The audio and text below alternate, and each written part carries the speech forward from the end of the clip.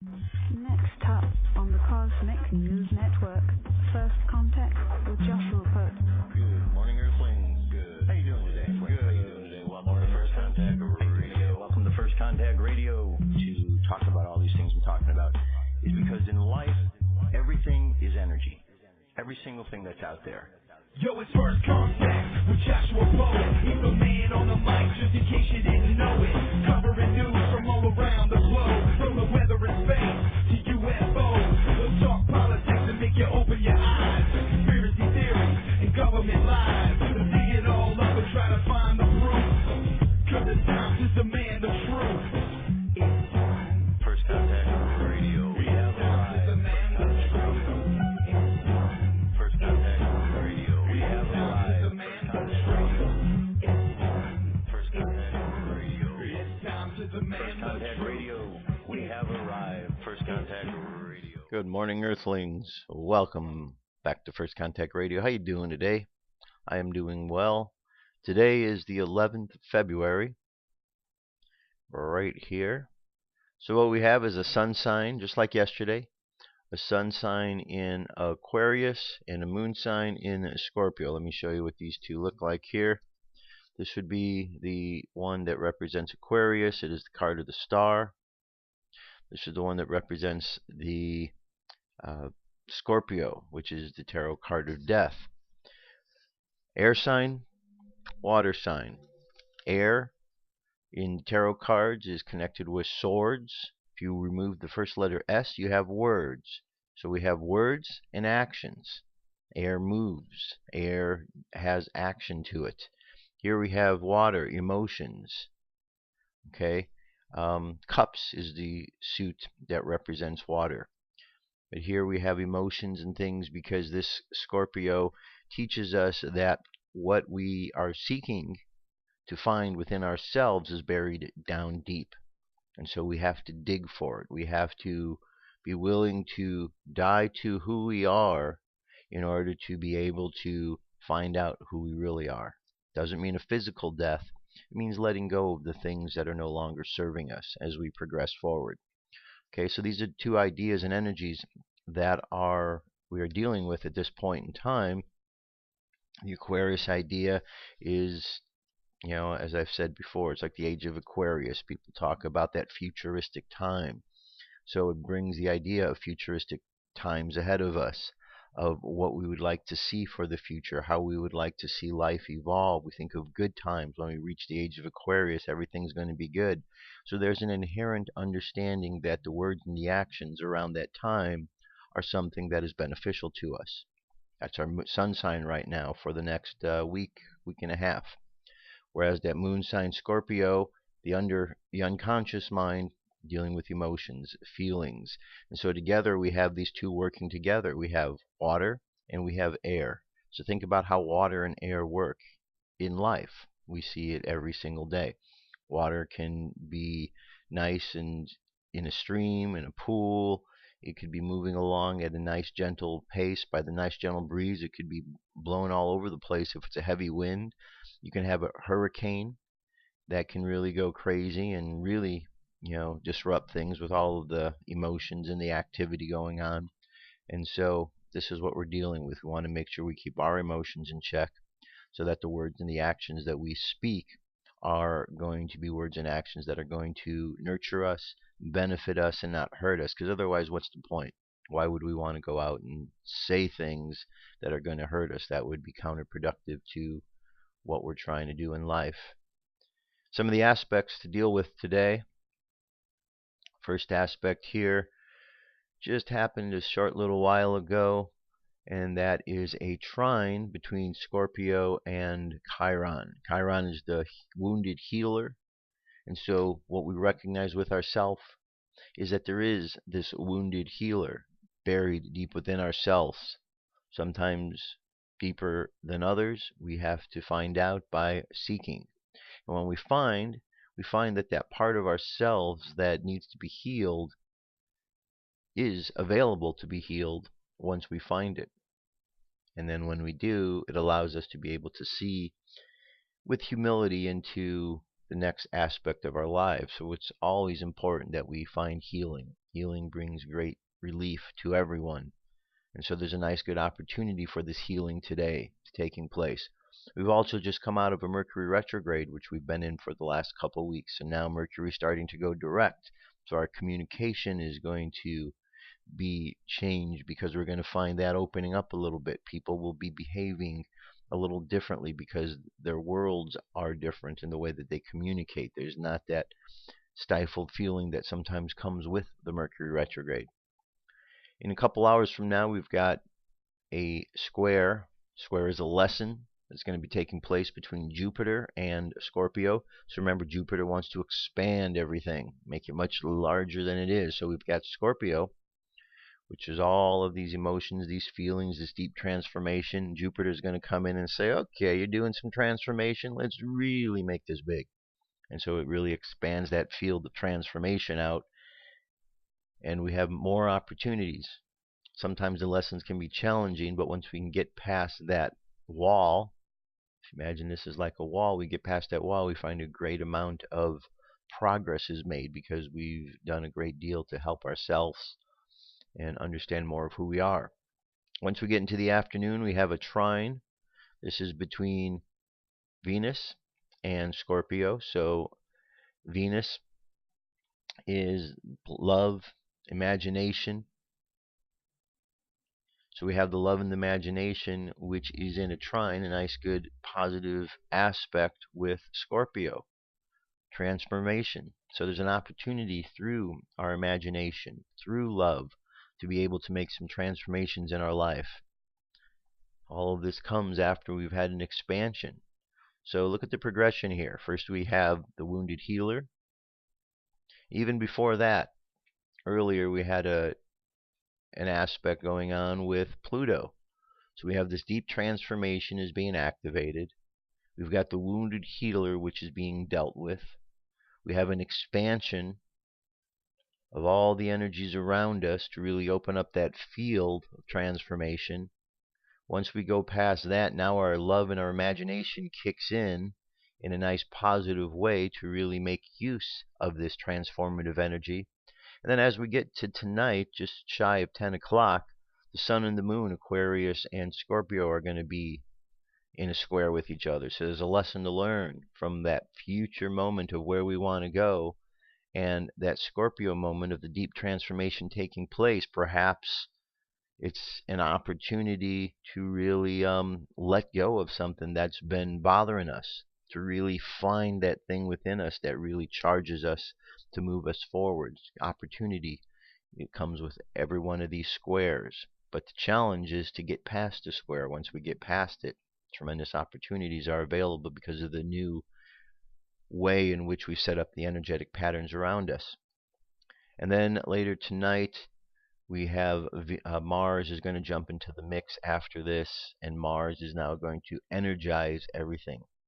Okay, Scorpio and Mars, nice positive energy. So we've gone through this transformations throughout the course of the day. We've gone through an expansion. We've applied our imagination and love.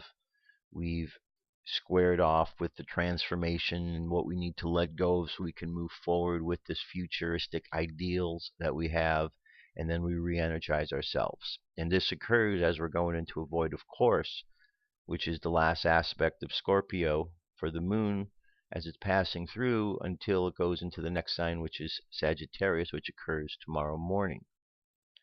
So we've got a lot going on today.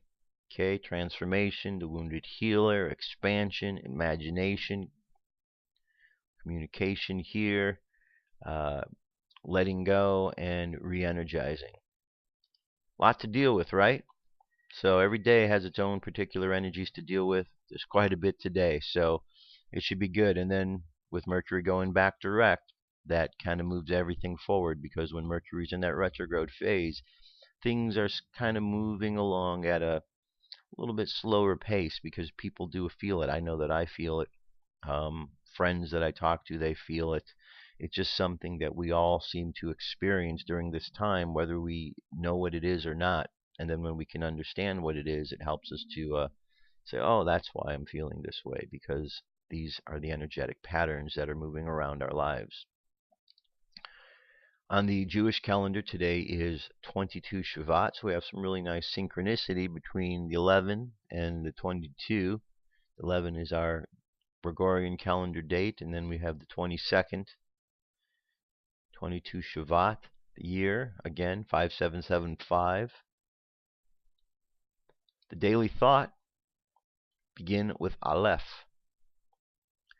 Aleph is the first of the Hebrew letters. It's the first of the tarot cards. It connects with the card of the Fool. At Sinai, he said, let us bond together. Let us embrace in these mitzvahs, commune in this Torah, and in them we will be one. But he is an infinite, unknowable God. If we cannot know him, how can we bond with him? And so when he came to us in his Torah at Mount Sinai, he began with an Aleph. And when we begin to learn, we begin with an Aleph. And that first infinitesimal point of not knowing, in that is contained all the wisdom. Okay? Makes sense to start with Aleph since that's the first one. The moon phase is 55% of the way full. We're making our way up to a new moon. It's a waning moon. It's not a new moon here yet. Sort of jumping the gun on this little notification here, but we're getting close. Getting close. Solar wind, 370.3 kilometers per second. Planetary K-index currently between 1 and a 3. Big old coronal hole opening up here, and it's beginning to face our direction with a notification that 15th and 16th we should be feeling some effect from the solar wind coming off here. M-class flare possibilities at 30. X-class is at 5. Geomagnetic storm activity 15% in the mid-latitudes, 20-25% in the high latitudes. Now, we have this filament. I'm guessing this is the one right here, but if we go over and take a look, up in the sun there is this long filament. Solar filament. It is arguably the second biggest thing in the solar system. A filament of magnetism almost 1 million kilometers long is stretching across the face of the sun. Only the sun itself is bigger. Yesterday in the Canary Islands, Frank Rodriguez used a solar telescope to photograph the superstructure. This is a solar filament, a tendril of plasma, held suspended above the surface of the sun by magnetic forces. Filaments appear on the sun all the time, but this one is unusually large, 5 to 10 times longer than ordinary filaments. If it becomes unstable and erupts, it could hurl parts of itself into space. Pieces of the filament falling back to the solar surface would explode upon impact, sparking a Hyder flare. Okay, so that's what's going on up by the sun, and I'm guessing this seems to be the long coronal hole right here, or the long filament. Yeah, there we could see a little better. It's right off of here. Alright, then up in the sky tonight, this is what we're going to see. We've got our moon, Libra, Scorpio, Sagittarius. Off to the left of the moon, far to the left, we have Saturn. In the early dawn on Thursday morning, the 12th, the last quarter moon guides the way to Saturn and Antares, to the moon's lower left. Down here. This is a fine time of the year to look for the zodiacal light at nightfall. If you live in the mid-northern latitudes, from a clear, clean, dark sky, look west at the end of twilight for a vague but huge, tall pyramid of pearly light is tilted left to a line along the constellations of the zodiac. What you're seeing is sunlit interplanetary dust orbiting the sun near the ecliptic plane. Believe it or not, seen from interstellar distances, this would be the solar system's brightest feature. In total, after the sun itself, the zodiacal lights of dust around the stars may be a serious obstacle to someday seeing their small terrestrial planets. Okay, so that's what you got when you look at the sky tonight. That is our cosmic weather. UFO news is up next. Take it away, Dirk.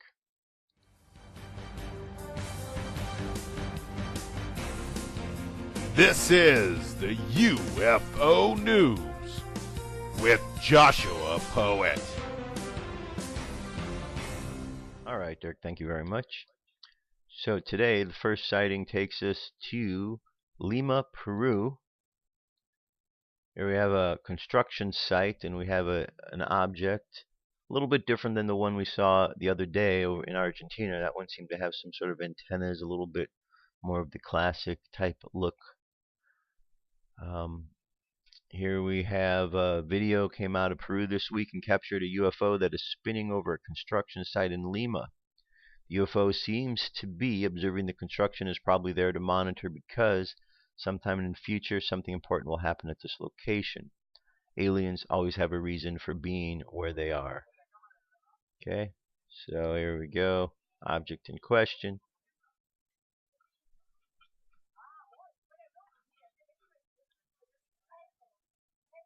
And here it is right here. This is it a little bit more stabilized.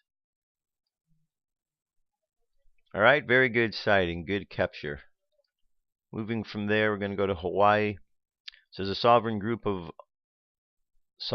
group, lawful Hawaiian government, constructed a UFO landing pad in the so-called Star Visitor Center on a rocky lava field of Big Island to welcome ET visitors. Waiting for space alien visitors is perhaps similar to the hope of reinstating the Hawaiian kingdom of over 120 years ago. However, the lawful Hawaiian government made an alien welcome pad last year, hoping that it could help advertise its cause. According to Big Island coordinator Gary Hoffeld, the idea of creating a UFO landing pad is to announce to the world as well as to the universe that Hawaii is a neutral country and interested in making a peaceful relationship with everyone in the world and even from outside Earth. It appears that the group wants to let the people in the world know that the UFO landing strip is more symbolic than literal UFO touchdown. The location was chosen for two major reasons: the natural beauty of the place and the proximity to Uncle Robert's bar.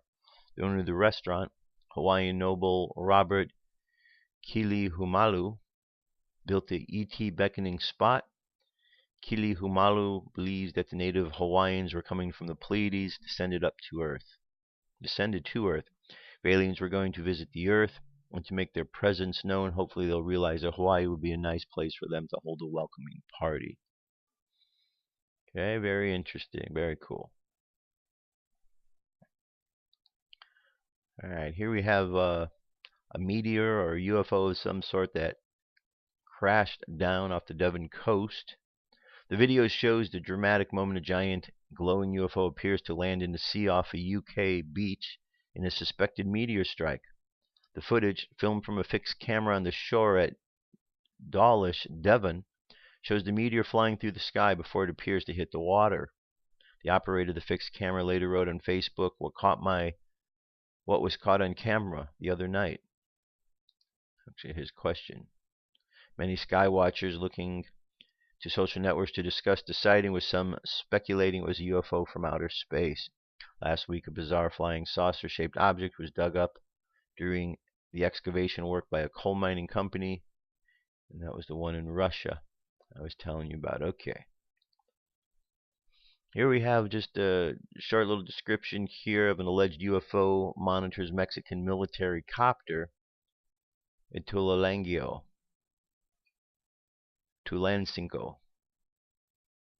And an amorphous UFO monitors the descent or landing of a Mexican military helo near a hill adjacent to a road leading to Gatapec in Tulancingo. This event occurred on November 14th of last year. There's a sequence of photographs taken from the landing on the hillside, photographed by Ing Ruda with his own camera from the Tulancingo highway. Okay, and you can see here's the helicopter, and there's the little object right there. Okay, and here we have a whole sequence of photographs of what was taken. Okay, so there you go if you want to check that out. Here it says Orfeo Angelucci's Secrets of the Flying Saucers, a return to the days of the early contacts. This is by Sean Castile over at UFO Digest. After covering UFO, alien abductions, and many other paranormal subjects for over 25 years, I thought I'd seen it all, but once again, Publisher, editor, writer, and talk show host Timothy Green Beckley has shown me just how wrong this assumption can be. Tim recently sent me a book that contains 2 full-length tomes by the late contactee Orfeo Angelucci, combined in 1 volume. Though the books were originally published in the 1950s, they contain so much that is relevant and precious about UFO contact and the mortals who come under their purview for reasons they themselves do not comprehend. In the case of Orfeo, I would hazard a guess that he was chosen because he was a sincere, guileless innocence. Orfeo was 39 years old when he had his first consciously recalled alien encounter, but there is an unidentified childlike quality that comes across in his writings that makes it difficult to imagine that he was seeking fame or attention or money. He honestly believed that the Space Brothers, who had walked into his life from out of the blue, had charged him with the mission of making their presence and good intentions for mankind known. Orfeo's first book was called The Secret of the Saucers and came out in 1955.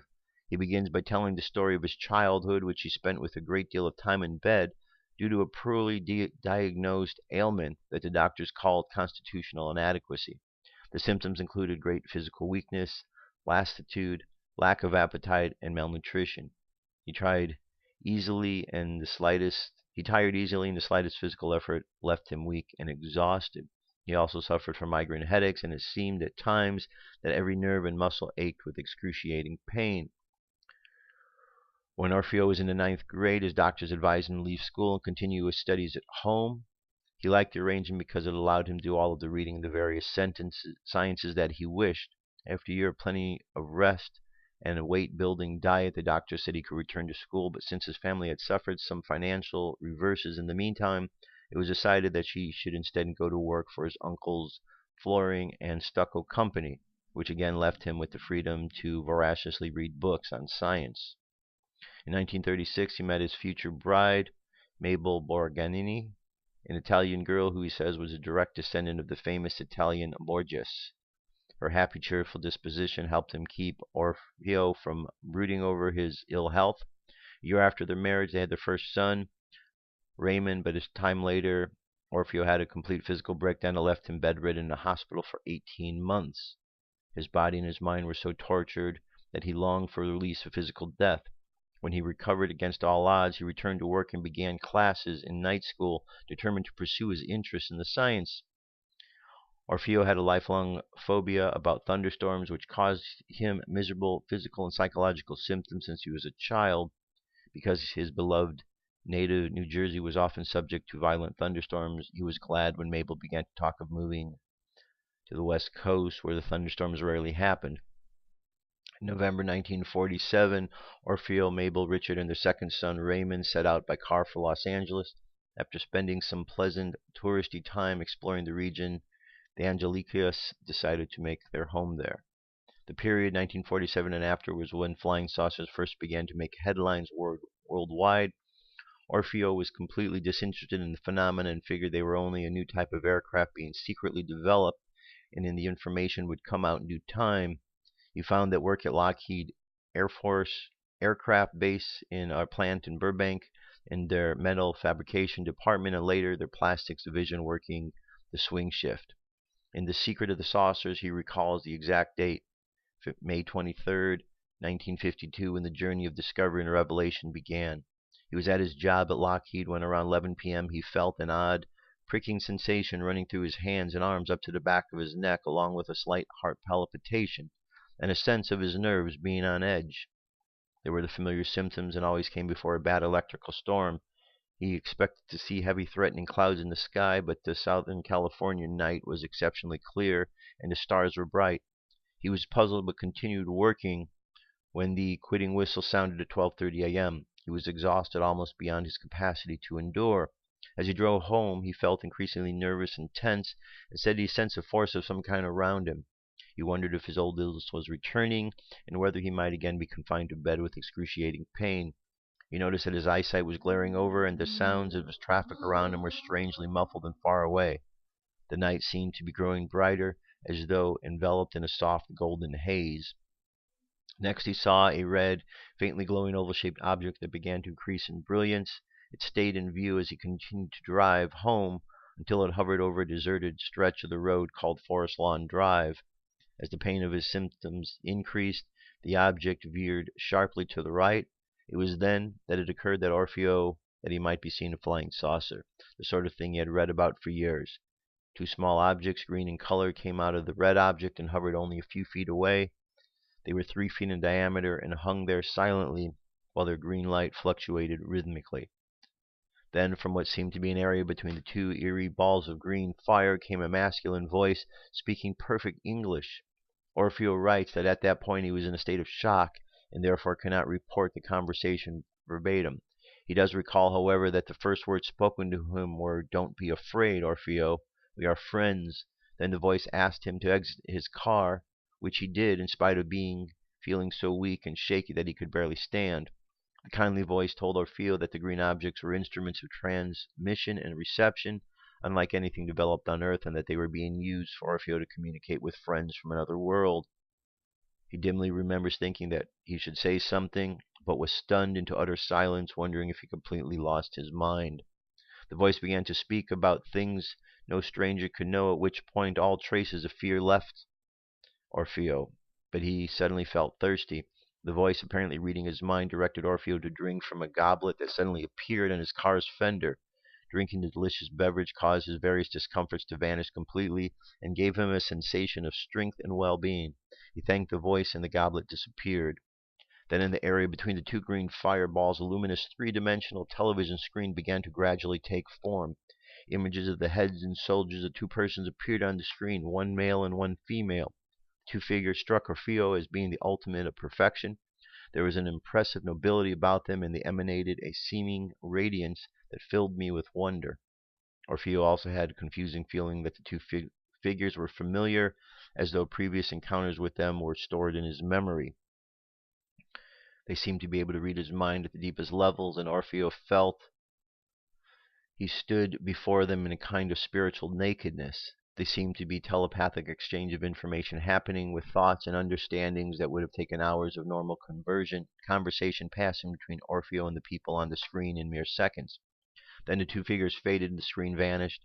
Orfeo was on the point of blacking out when the initial voice spoke again, saying that Orfeo was understandably confused about what he would comprehend everything that happened later on. The road will be open, Orfeo, the voice assured him. The thought flashed through Orfeo's mind, when they have contacted me, a humble aircraft worker, a nobody. The voice then explained the selection process was not conducted with a limited sense of man, but was based on the superior understanding of what an individual's earthly reality is. Of an earthling really is. They were also aware of how flying saucers were a source of humor to most people. As it was meant to be, Earth was supposed to become accustomed gradually to the idea of space visitors, and it was good that they be taken lightly at first for the sake of human civilization stability. All right, a lot more to the article. Very interesting encounter thus far. I'm going to leave that link available for you to read and check out the rest of the story, but pretty interesting indeed. That is our UFO news for today. I'll be jumping away for a moment, just kind of get things set up, and I'll be back, and we're going to continue on with the Gospel of Phillip. Stay tuned. Come into our circle, Great Spirit. Fill our souls with peace.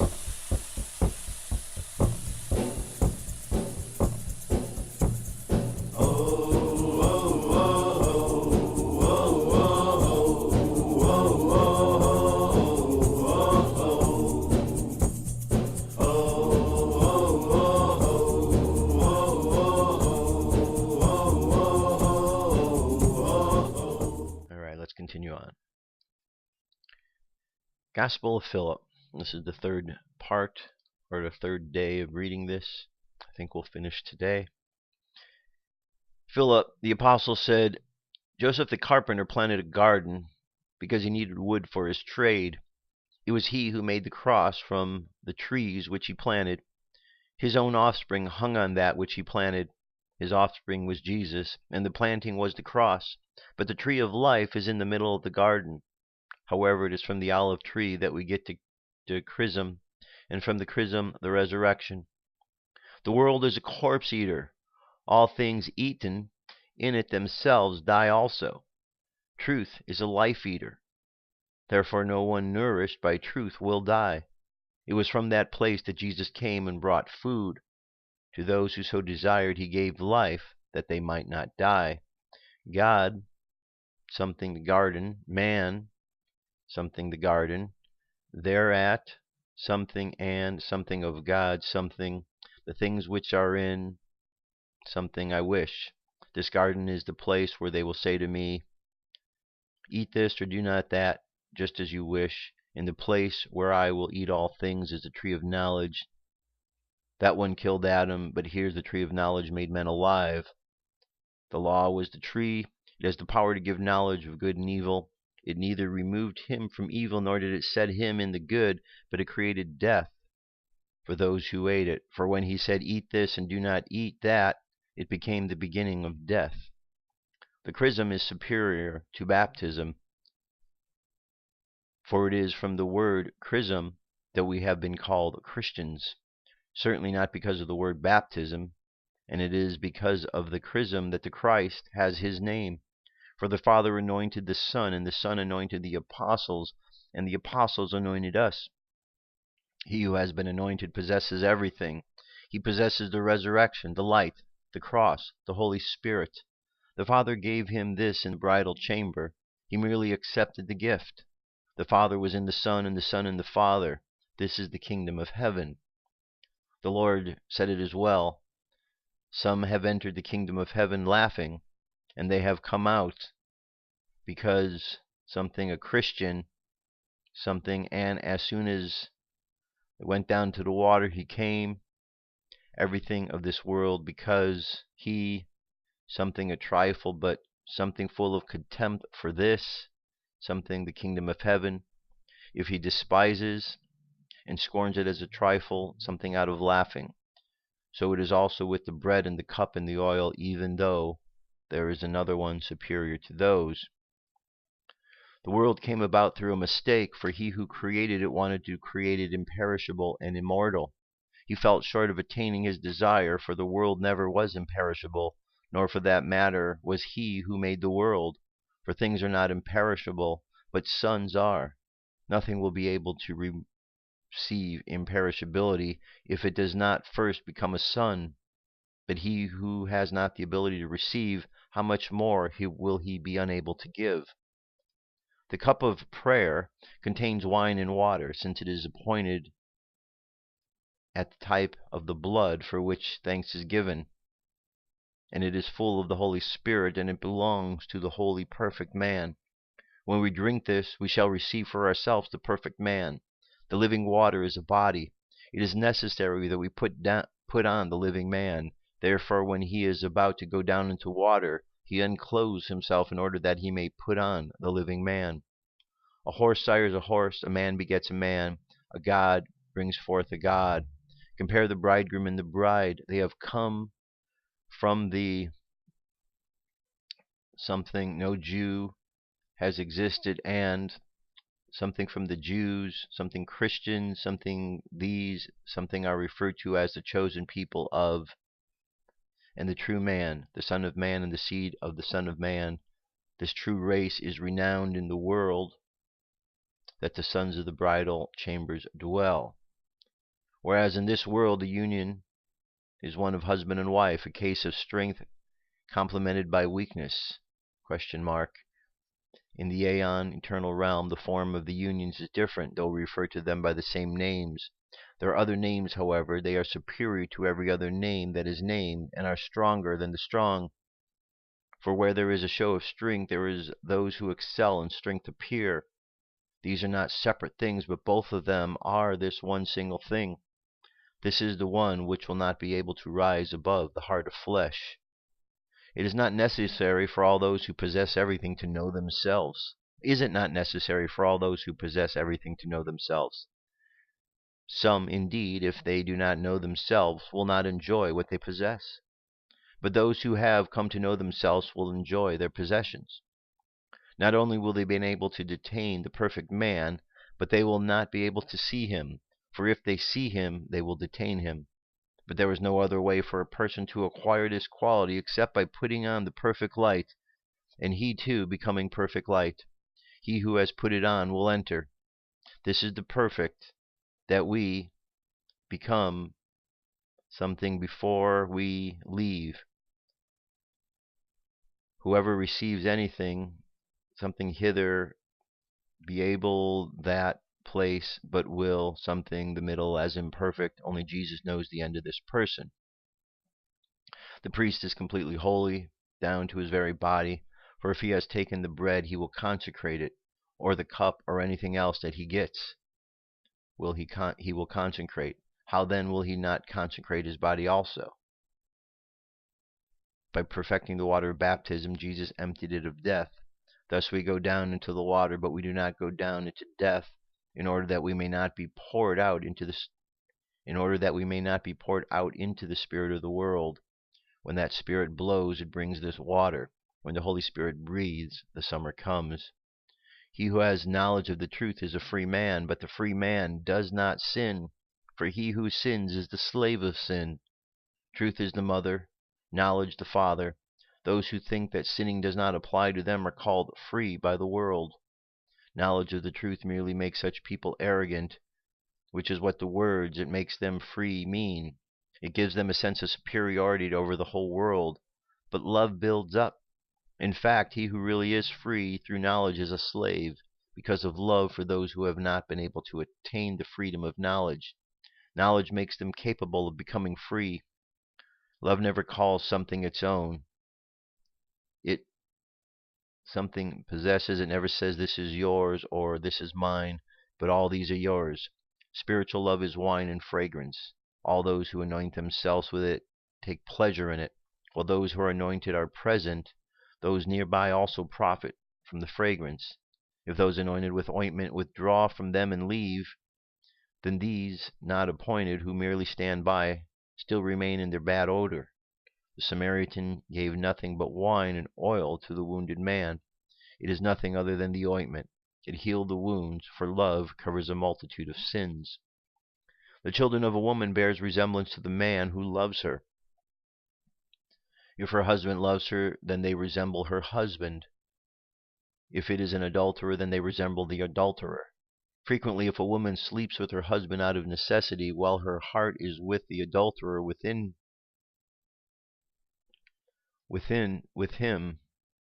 she usually has intercourse. The child she will bear is born resembling the adulterer.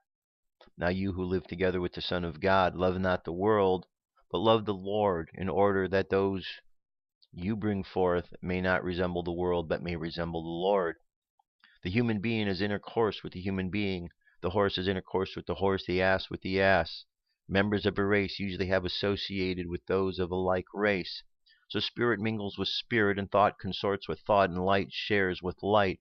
If you are born a human being, it is the human being who will love you. If you become a spirit, it is the spirit which will be joined to you. If you become a thought, it is the thought with which you will mingle. If you become light, it is the light which will share with you. If you become one of those who belong above, it is those who belong above who will rest upon you. If you become horse or ass or bull or dog or sheep or another of the animals which are outside or below, then neither human being nor spirit nor thought nor light will be able to love you. Neither those who belong above nor those who belong within will be able to rest in you, and you have no part in them. He who is a slave against his will be able to become free. He who has become free by favor of his master and has sold himself into slavery will no longer be able to be free. Farming in the world requires the cooperation of four essential elements. A harvest is gathered into the barn only as a result of the natural action of the water, earth, wind, and light. God's farming likewise has four elements: faith, hope, love, and knowledge. Faith is the earth, that in which we take root. Hope is the water through which we are nourished. Love is the wind through which we grow. Knowledge, then, is the light through which we ripen. Grace exists in four ways. It is earth-born, it is heavenly, the highest heaven. Blessed is the one who, on no occasion, caused a soul That person is Jesus Christ. He came to the whole place and did not burden anyone. Therefore, blessed is the one who is like this, because he is a perfect man. For the word tells us that this kind is difficult to define. How shall we be able to accomplish such a great thing? How will he give anyone comfort? Above all, it is not proper to cause anyone distress, whether that person is great or small, unbeliever or believer, and then give comfort only to those who take satisfaction in good deeds. Some find it advantageous to give comfort to the one who has fared well. He who does good deeds cannot give comfort to such people, for he does not seize what he likes. He is unable to cause distress, however, since he does not afflict them. To be sure, the one who fares well sometimes causes people distress, not that he intends to do so, rather it is their own wickedness which is responsible for their distress. He who possesses the qualities of the perfect man bestows joy upon the good. Some, however, are terribly distressed by all of this. There was a householder who had every conceivable thing, be it son or slave or cattle or dog or pig or corn or barley or chaff or grass or something or meat or an acorn. Now he is a sensible fellow, and he knew what the food of each one was, and he served the children bread. He served the slaves something in meal, and threw barley and chaff and grass to the cattle. He threw bones to the dogs, and the pigs he threw acorns and slop. Compare the disciple of God. If he is a sensible fellow, he will understand what discipleship is all about. The bodily forms will not deceive him, but he will look at the condition of the soul of each one and speak with him. There are many animals in the world which are in a human form. When he identifies them, to the swine he will throw acorns, to the cattle he will throw barley, to the chaff and grass, and to the dogs he will throw bones, to the slaves he will give only the elementary lessons, to the children he will give the complete instruction. There is the Son of Man, and there is the Son of the Son of Man. The Lord is the Son of Man, and the Son of Man is he who creates through the Son of Man. The Son of Man received from God the capacity to create. He also has the ability to beget. He who has received the ability to create is a creature. He who has received the ability to beget is an offspring. He who creates cannot beget. He who begets also has the power to create. Now they say, he who creates begets, but his so-called offspring is merely a creature because of some kind of birth. They are not his offspring, but he who creates works openly, and he himself is visible. He who begets in private, and he himself is hidden, since something image. Also he who creates openly, but one who begets children in private. No one can know when the husband and his wife have intercourse with one another except the two of them. Indeed, marriage in the world is a mystery for those who have taken a wife. If there is a hidden quality to the marriage of defilement, how much more is the undefiled marriage a true mystery? It is not a fleshly, but pure. It belongs not to desire, but to the will. It belongs not to the darkness of the night, but to the day and the light. If a marriage is open to the public and it becomes prostitution, and the bride plays the harlot, not only when she is impregnated by another man, but even if she slips out of the bedroom and is seen, let her show herself only to her father and her mother, and to the friend of the bridegroom and the sons of the bridegroom. These are permitted to enter every day into the bridal chamber, but let the others yearn just to listen to her voice and to enjoy her ointment, and let them feed from the crumbs that fall from the table like the dogs. Bridegrooms and brides belong to the bridal chamber. No one shall be able to see the bridegroom with the bride unless he becomes such a one. When Abraham, something that he was to see, what he was to see, he circumcised the flesh of the foreskin, teaching us that it is proper to destroy the flesh. Most things in the world, as long as their inner parts are hidden, stand upright and live. If they are revealed, they die, as illustrated by the visible man. As long as the intestines of the man are hidden, the man is alive. When his intestines are exposed and come out of him, the man will die. So also with the tree.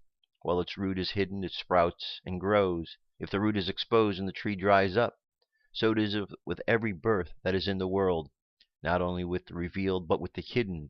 For so long as the root of wickedness is hidden, it is strong. But when it is recognized, it is dissolved. When it is revealed, it perishes. This is why the word says, already the axe is laid at the root of the tree. It will not merely cut. What is cut sprouts again, but the axe penetrates deeply until it brings up the root. Jesus pulled out the root of the whole place, while others did it only partially. As for ourselves, let each one of us dig down after the root of evil which is within one, and pluck it out, one of the one's heart, from the root. It will be plucked out if we recognize it, but if we are ignorant of it, it takes root in us and produces a fruit in our heart. It masters us. We are its slaves. It takes us captive to make us do what we do not want, and what we do want, we do not do. It is powerful, but because we have not recognized it, while it exists, it is active. Ignorance is the mother of all evil. Ignorance will result in death, because those who come from ignorance neither were nor shall be something that will be perfect when all truth is revealed. For truth is like ignorance. While it is hidden, it rests in itself, but when it is revealed and is recognized, it is praised, inasmuch as it is stronger than ignorance and error. It gives freedom. The word said, if you know the truth will make you free. Ignorance is a slave. Knowledge is freedom. If we know the truth, we shall find the fruits of the truth within us. If we are joined to it, it will bring out fulfillment. All right, looks like I'm not going to finish it today because we've got, well, maybe we will. Let's do it. At the present time, we have the manifest things of creation. We say the strong who are held in high regard are great people, and the weak who are despised are the obscure. Contrast the manifest things of truth, they are weak and despised, while the hidden things are strong and held in high regard. The mysteries of truth are revealed, though in type and image. The bridal chamber, however, remains hidden. It is the holy in the holy.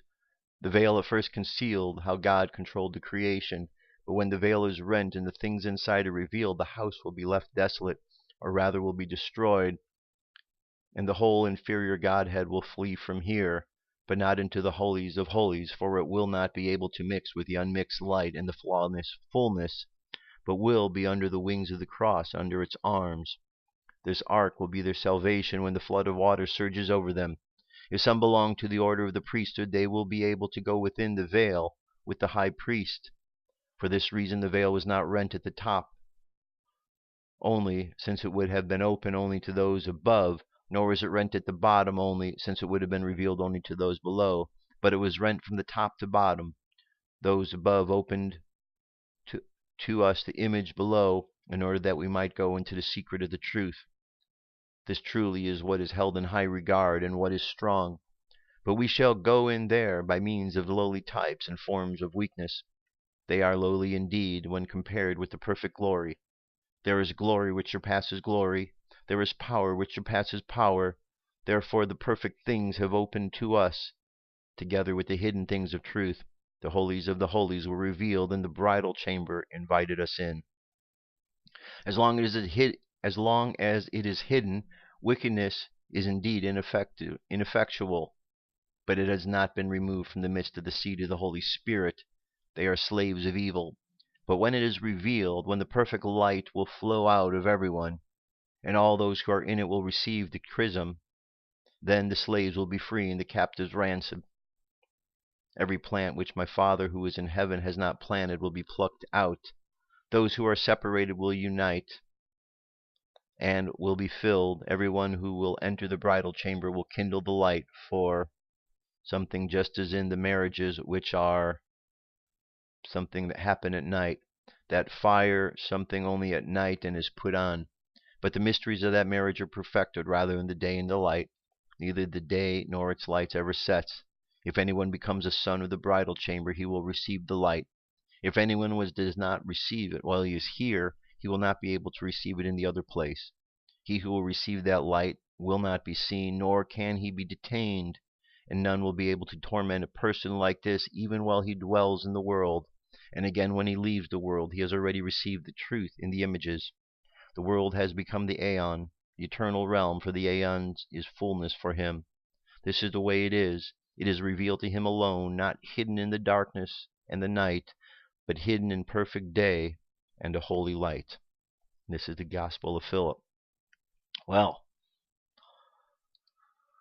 that's a lot to contemplate. Certainly a lot to contemplate. I know that, as with the other ones, I'm going to need to read through it a few more times just to kind of get the gist of everything going on. But we hear the talk of the bridegroom and the bride, and this kind of goes back, it seems, to the idea of the father, the mother, and how the son, the child, was self-begotten from that, and that when that androgynous spirit seems to merge with itself, the bride and the bridegroom, that we then find the true fullness of who we are. Something to that effect. But I need to reread through it some more to really understand it. But that kind of, at this point, seems to be the gist. If you have some other thoughts on it, let me know, and I'd be much appreciative. All right? So there you have it. All right, we have a message today. This one is from the Council. Here we go.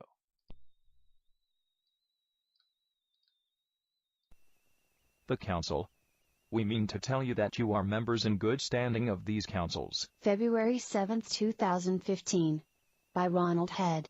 The Council. We have determined that it is now time to explore for and with you, as you read or hear this message, your purpose and chosen journey from this council to your current incarnate state. You often hear this mentioned in one way or another, but seldom do many of you allow yourselves to truly understand the magnitude of the thing you have chosen to do. After all, you are just another in a long line of billions of personalities in body on your beautiful blue orb, are you not? Well, no. You are not. But also, yes, you are. It is the amazing value and worth of this that we would discuss today. Firstly, whether you believe in the fact that most of you are there for your most recent of a great many incarnations or not, the fact is that you are the latest in a long, long line of you that has been a part of all that has gone into becoming what humanity is. All of your bad lives, and all of your so-so lives, and all of your brilliant lives are what has gone into making up who you are as individuals and who you are as the being called humanity. And yes, we did say the being, singular, called humanity. Because each level of consciousness, from the inception of a thought to its ultimate potential, is a being. Let's stick with you, however. It has all been, and is, and will be experience, a learning experience. It is the experience of I am learning who I am can be. Now, it is not the first time anyone has told you that. A short time ago, about 70 years, it became obvious that your planet needed help if she was going to survive with you still on board. And since that time, members of this consciousness have asked to be allowed to return, and in some cases, go for the first time, to Earth, in order to participate in this grand shift and ascension into a higher state of being than that which had evolved there up to that point. When we say members of this consciousness, we mean to tell you that you are members in good standing of these councils. We think it is time for you to begin understanding and learning to live as the invaluable, magnificent creator beings that you are. And unless you can allow for the possibility that that is truly who you are and may be, you cannot manifest as that, do you see? Perhaps you need only to be able to see the immeasurable value of what it is that you are already doing on your journeys. You have taken a facet of the light that we all are, and you have, against all odds, brought it into the denser vibrations of your reality and held it there as more and more arrived to raise the entire consciousness of mankind. This is no small feat. This is universe-changing. And it is almost to the point now that your success will become obvious to all who have eyes to see. We want you to have eyes to see. Humility is a virtue. However, self-worth and the ability to know who and what you are is also a virtue. We are not speaking of overinflated egos. We are speaking of not denigrating who you are, what Creator has made you. Take joy from the knowing. Take strength from the knowing when you need it. We are well aware, even those of us who have not been where you are, that immense strength is often necessary to do what you are doing. Is it any wonder then that we often speak of our respect and admiration for you? Have this respect for yourselves, and in that realization, have respect for all those around you who are having just as rough a time of it as you are, even if it appears to be otherwise from your viewpoint. All have their own battles to wage. All are climbing the same mountain.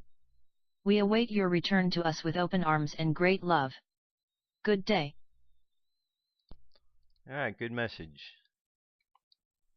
Good message indeed. See, we do have assistants out there. I know that there's, a lot of thoughts about that matter of who are these beings that are out there. But there are those, and as is pointed out through all of these various writings and gospels that are part of the Nag Hammadi, we see that there are those out there that are helpers. We see that there are those who are non-helpers, and everything in between. So I think we become very arrogant when we start to say that anything outside of us is only coming down to hurt us, that all of the extraterrestrials that we hear about are bad. I think that's very arrogant to think that, because we live in a universe that shows us good and bad in all things, and that we need to be able to use our discernment to tell which ones are for us, which ones are not. And if we use our discernment, I think then we're all going to be in a better place. And that's what we seem to be moving towards, making better decisions, better choices, seeing what's going on. Because when we look at it, fact of the matter is, when we look at life and we see all the things that have gone on, and we think, if we'd only realized that before, hindsight is 20/20. If we only realized that before, we wouldn't be in this problem. And that's true. And there are many things that are evident, but we need to be discerning and to see and be strong enough to point them out. And when we do, things will change. And we won't have these problems because we will stop them before they even begin. Because we'll see where they're going and we'll know that they're not going to benefit us. And that will change everything. All right, here's a message, or the next passage in the Warrior of Light. The Warrior of Light knows that it is impossible to live in a state of complete relaxation. He has learned from the archer that in order to shoot his arrow at any distance, he must hold that bow taut. He has learned from the stars that only an inner explosion allows him to shine. The warrior notices that when a horse is about to jump over a fence, it tenses all of its muscles. But he never confuses tension with anxiety. So let's close our eyes. Let's take a deep breath and exhale. I want you to feel as you breathe, inhale and exhale. Feel the breath flowing through your body. Feel the relaxation that is taking place in your body, but understand also the awareness that exists within this relaxation. I want you to imagine now that you are a gardener and you've got on your best gardening clothes and you're about to dig in the garden, and the garden that you're about to dig in is yourself. And what we're looking for are roots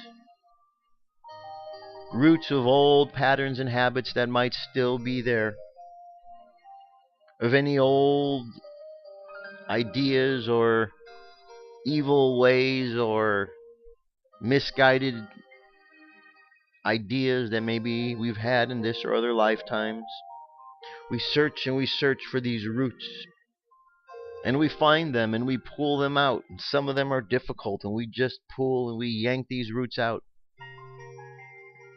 And eventually, as we keep digging and pulling, we find all of the roots. And as we pull them out, we feel different. We feel free.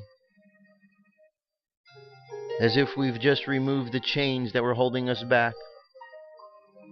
And so as we stand free without all of these attachments, we allow the universe to pour its light and love into us, that we be filled up and purified, blessed by this love from God the Father, from the Holy Spirit,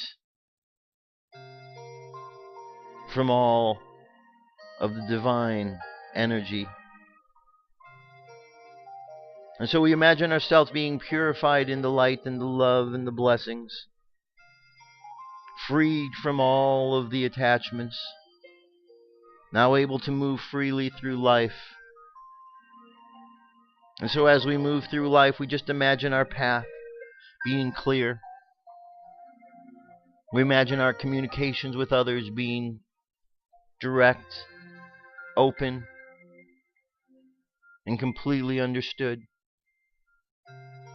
And we just imagine life from this moment forward becomes better and better.